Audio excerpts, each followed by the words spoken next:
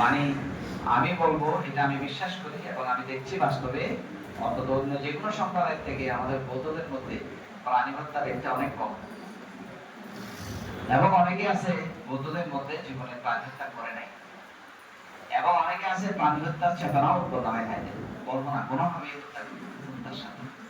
তাহলে আজকে বিশ্বব্যাপী যে মানে বন্য প্রাণীর কথা বাদ দেন, মানুষের মধ্যে মানুষ পর্যন্ত নিত্য হয়, হ্যাঁ, জীবন্ত মানুষকে হত্যা করা হচ্ছে, মস্তক বিভিন্ন ধরে ফেলা হচ্ছে, মস্তক ছিন্ন করে ফেলা হচ্ছে, কেটে টুকরা করে ফেলা হচ্ছে। এগুলো এই যে আমরা বৌদ্ধ ভিক্ষু, আপনারা যে আপনাকে দান দক্ষিণা দেন, আমরা আপনাদের উপদেশ দিই, কাউন্সেলিং করি, এটা অনেক গুরুত্বপূর্ণ বিষয়। আপনারা অন্তত মানে এই জীবনে সুখে থাকার জন্য, জন্ম জন্মাদের সুখে থাকার জন্য অন্তত একটা আপনাদের মধ্যে চেতনা সৃষ্টি হয়, বীজ বপন করেন ধর্মের। একই রকম ভাবে আদিনা দ্বারা আমরা বলি চুরি ডাকাতি না করার জন্য, আমাদের পূর্ব সমাজের মধ্যে দেখবেন এরকম মাঝে মধ্যে দু একটা ঘটনা শ্রেণীঘটা হইলেও কিন্তু আমাদের মধ্যে চোর ডাকাতি এগুলো খুব কম। এবং আমাদের সমাজের মধ্যে মানুষেরা দেখবেন, এটা শিক্ষণীয় বিষয়, কিন্তু আমাদের সমাজের মধ্যে অন্ধ খঞ্জ বিকলাঙ্গ এসব মানুষ কম, ভিখারি কম। কেন কম? অন্ধ খঞ্জ বিকলাঙ্গ কেন কম? যে আমাদের প্রাণী হত্যা, প্রাণীর অঙ্গ প্রত্যঙ্গ ছিন্ন করা, আঘাত করা, এগুলা যে কোনো ভাবে আমাদের এখানে কম, মানে রেটটা কম। আমি বলবো না যে করে না, একদম করে না, বলবো না। এক সময় বড় সমাজের মানুষেরা বিভিন্ন ভাবে কিছু প্রাণী হত্যার সাথে, মাছ ব্যবসা, নানা কিছুতে, কিন্তু এখন অনেক পরিবর্তন হয়ে গেছে, অনেক পরিবর্তন হয়ে গেছে। মানব পক্ষে মানুষ, বিশেষ করে এখন আমাদের ত্রৈমাসিক বর্ষাপ্রদ চলছে, এখন অনেকেই বলতে শুনি, এটা একটা পরিবর্তন আমি মনে করি। যেভাবেই হোক, আনতে এখন বসবাসের জন্য কিছু মনে করবেন না, মাংস সেই করতে পারে না। আমরা তো এমনিতে মাংস খাই না, খুব কম, মানে একেবারেই কম। এটা তারপরে বলে, মানে অর্থাৎ এটা কি বোঝা যায় যে মানে অন্তত বসবাসের সময় অনেক মানুষেরা মানে অন্তত মানে মাছ মাংস কম খাচ্ছে বা কোনো রকমের প্রাণী হত্যার সাথে জড়িত নয়। এবং অধিকাংশ মানুষ আমাদের বোঝা নয়, অনেকে বলে ফ্রিজ থেকে তোমরা খাচ্ছ, সাপ্লাই এর ডিমান্ডের সাথে সম্পর্ক আছে, অনেকেই বিতর্ক করে। কিন্তু আমাদের প্রাণী হত্যা হতে হলে 5টা অঙ্গ পরিপূর্ণ থাকতে হয়। হ্যাঁ, এই 5টা পরিপূর্ণ অঙ্গ না থাকলে আপনি প্রাণী হত্যার দোষে দোষী হবেন। খাওয়া এক কথা, সাপ্লাই ডিমান্ড আরেক কথা, কিন্তু এটা কি? প্রথমে প্রাণী বলে জানা, তারপরে মেন হলো ইন্টেনশন। প্রাণী বলে জানা, নাম হলো হত্যার ইন্টেনশন, হত্যা করার চেতনা, বোধ চেতনা, তারপরে এটার আয়োজন, তারপরে উপক্রম, সে উপক্রমে মারা যাওয়া। এই 5টা চেতনা যখন পরিপূর্ণ থাকবে তখন আপনি প্রাণী হত্যার দোষে 100% খুশি হবেন। তো যাই হোক, এখন আমরা এগুলা প্রায় সময় আমরা আপনাদের বলে থাকি, এবং আমাদের সমাজের মধ্যে সুরকারিত এটা বলি। এবং দরিদ্র মানুষ আমি নাই বলবো না, আছে, কিন্তু আমাদের সমাজের মধ্যে ভিখারি কম পাবেন, ভিখারি পাবেন খুব কম বড় সমাজের মধ্যে। কেন ভিখারি কেন আমাদের সমাজে নেই? মানে আমাদের সমাজে চুরি, চোর নাই আমি এটা বলবো না, কিন্তু সূর্য বৃত্তি, চোর আমাদের সমাজে অনেক কম। এই জন্য আমাদের সমাজের মানুষগুলো, পূর্ব সমাজের মানুষরা, আপনারা নিজেকে সৌভাগ্যবান মনে করতে পারেন, এরকম একটা ধর্মের আপনারা অনুসারী হয়েছে, শেষ হয়েছে। কিছু কিছু ধর্মের মধ্যে এটা আছে, মানে ধর্মের কারণে প্রায় হত্যা করতে হবে, ধর্মের কারণে, মানে তাদের ইষ্ট দেবতাকে, তাদের সৃষ্টিকর্তাকে সন্তুষ্ট করার জন্য মানে অনেক সময় মানে দিতে হয়, বলে দিতে হয়, কোরবানি দিতে হয়, রক্তপাত করতে হয়। অন্তত আমাদের ধর্মের কারণে করতে হয় না। ব্যক্তিগত আপনি কি করেন, মেনে মাইন্ড, বিভিন্ন চরিত্রে, বিভিন্ন স্তরের মানুষ আছে, বিভিন্ন জ্ঞানের মানুষ আছে। বৌদ্ধ বলে সবাই তো আর মানে বৌদ্ধ পরিবারে যেমন এসব সবাই তো 100% বুদ্ধ হয়ে যায়, যখন বুদ্ধের নীতি এগুলো পরিবার তখনই বুদ্ধ। তো যেহেতু 500 বছর এবার, তারপরে হলো ইভেন যে আমি বলবো আমাদের বাংলাদেশের মধ্যে অন্তত অন্য বৌদ্ধ দেশ থেকে আমাদের বাংলাদেশের বৌদ্ধরা আমাদের যেটা সর্বশেষ, এবং যেটা কামাচার, এটা আমাদের সমাজের মধ্যে রেট কম। তারপরে যেটা মিথ্যা কামাচার আর কি, তারপরে হলো যেটা নেশাপান, নেশা আমাদের সমাজের মধ্যে মানে তুলনামূলক ভাবে কম বলে। এখন কিছু কিছু যুবক সমাজ বিভিন্ন পারিপার্শ্বিক কারণে এগুলার সাথে মানে বিভিন্ন নেশার সাথে এরা এখন এডিক্টেড হয়ে যাচ্ছে। স্কুল কলেজগামী ছাত্র, ইভেন কি ছাত্রীরাও মাঝে মধ্যে দেখা যায়, যদিও বা সংখ্যা কম। এটা অত্যন্ত খারাপ একটা দৃশ্য। এই জন্য আপনারা আপনাদের ছেলে মেয়েদেরকে একটু নজরদারি করবেন, মানে কার সাথে মিশছে, কোথায় যাচ্ছে, কোনো এরকম যারা এডিক্টেড এসব ছেলেদের মেয়েদের সাথে মিশছে কিনা। বা এখানে অনেকগুলো এখন কিশোর গ্যাং বলতেছে, আপনারা তো মিডিয়া আমাদের থেকে বেশি, টেলিভিশন আপনাদের পরে উড়ে আছে, কিশোর গ্যাং কতগুলো হচ্ছে এখন বলতেছে বিভিন্ন জায়গায়। মানে কিশোরেরা গ্যাং মানে কি, এখন সংঘবদ্ধ হয়ে মানে অন্যায় করতেছে, পাপ করতেছে, এটা আর কি অধর্ম করতেছে, বিভিন্ন অসামাজিক কার্যক্রম করতেছে, কিশোর গ্যাং এগুলো খুব মারাত্মক। যেখানে সমাজের মানে যুব সমাজ কিশোর এরাই একদিন এই দেশকে রক্ষা করবে, এই দেশ নিয়ন্ত্রণ করবে, এই দেশের পরিচালনা করবে।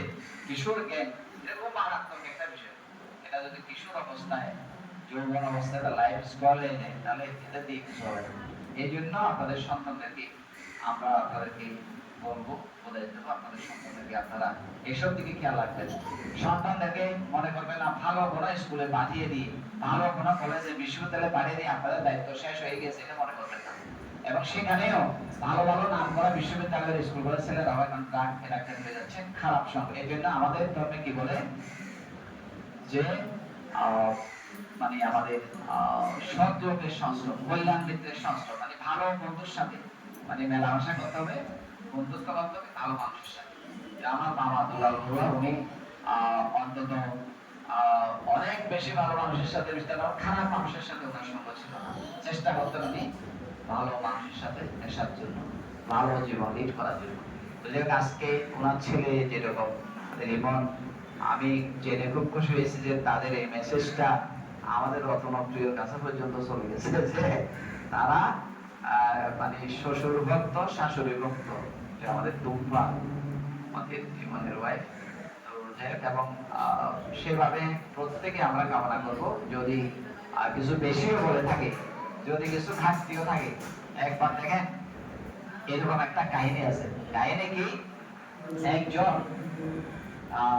মানে স্বভাবত কোনো সাধু সন্ন্যাসীকে দেখলে মানুষ ভক্তি করে, দান দেয়, শ্রদ্ধা করে, না এরকম। একবার এক দস্যু কি করছিল, দস্যুবৃত্তি করেও তার জীবন থেকে, এটা বুদ্ধের সময়ের ঘটনা, দস্যুবৃত্তি করেও তার জীবন থেকে ঠিক ব্যবস্থা। তখন সে কি করলো, মস্তক মন্ডল করে কাঁসাই বস্ত্র ধারণ করে একটা রাস্তার পাশে গিয়ে সে বসে থাকে। সুযোগ বুঝে মানুষের জন্য যাতায়াত করতো, তাই জন্য সন্দেহ করতে না পারে, সুযোগ বুঝে সে চিন্তা করতো।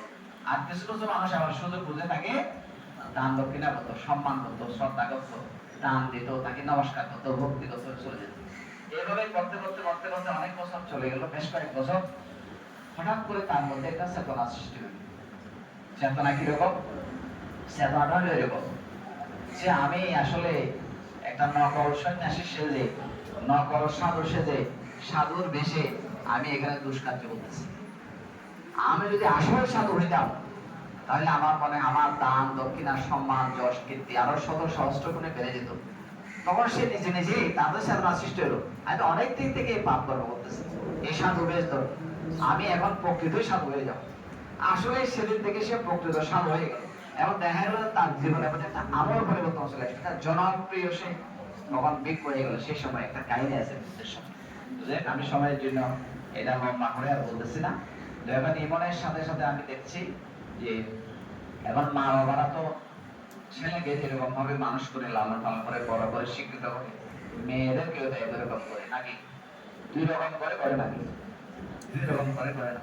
এই জন্য ছেলেদের যে কোনো দায়িত্ব মেয়েদের, অনেক মেয়েরা এটা ভুলে যায় শ্বশুর বাড়ি থেকে। আমি দেখলাম যে আমার ছোট বোনের লিন এবং হরিণ, তারা কিন্তু সেটা ভুলে যায় না, এবং ইমানের সাথে সাথে তারাও কিন্তু পিতৃকর্তব্য মাতৃকর্তব্য গুলা তারা পালন করেছে। এই জন্য আমরা চাইবো প্রত্যেক সমাজে, আপনাদের ছেলে মেয়েরা করে না আমি সেটা বলবো না, সেরাও করে, যারা করে না আপনারা তাদেরকে করার জন্য আমাদের মতো কাউন্সিলিং করবেন, উপদেশ দেবেন। প্রত্যেক মা বাবা চায় বৃদ্ধ বয়সে যে একটা ব্যক্তিগত কথা বলবো, উদাহরণ সহ নাম ঠিকানা সহ, এটা আসলে আমাদের সমাজের জন্য খুবই এটা লজ্জাস্কর, এবং এটা আমাদের জন্য একটা এক্সাম্পল, এরকম এক্সাম্পল যাতে আমাদের পূর্ব সমাজের কোনো করে না হয়। একদিন সবাইকে শ্বশুর শাশুড়ি হইতে হবে, শ্বশুর হইতে হবে না, তাহলে এরা যদি এখনকার পুত্রবধূরা যদি শ্বশুর শাশুড়িকে সেবা করে, তারা শ্বশুর শাশুড়ি তারাও সেবা পাবে, এটা নিশ্চিত। তারা না হলে তারাও পাবে না, এটা সোজা কথা, এটা সোজা কথা। তো যাই হোক, এখন আমার দুলাল মামা এখানে গ্রামের সাথে উনি মাঝে মধ্যে যাতে সম্পৃক্ত থাকুন, বিহারে খুব কম যেতেন, উনি মাঝে মধ্যে অকেশনালি যেতেন। এবং ইমন সে যে ছেলেদের মধ্যে 3 ধরনের ছেলে আছে, অতিজাত, অনুজাত, অবজাত। এবং সেই বিষয়ে যদি আমরা চিন্তা করি তাহলে অনেকগুলা অবজাত মানে কি মা বাবার চেয়ে নিকৃষ্ট আর অধম ছেলে, আর কতগুলা মা বাবার সমান সমান। তাহলে সে ওনার ছেলে মেয়েগুলাকে উনি ছেলেগুলাকে মেয়েগুলাকে অভিজাত সন্তান করতে পেরেছেন। এই জন্য বাবা হিসাবে উনি সার্থক, মা হিসাবে আমার মামির প্রতিভার উপর উনি সার্থক। তো যাই হোক, আমি আর বেশি ধর্ম দেশ না করে সময় ক্ষেপণ আর করছি না।